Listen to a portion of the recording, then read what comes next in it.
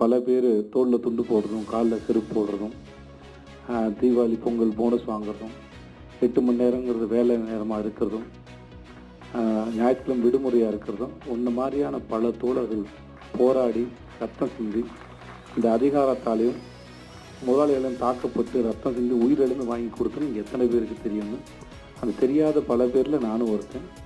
அதில் பலனடைஞ்ச பல பேரில் நானும் ஒருத்தன்.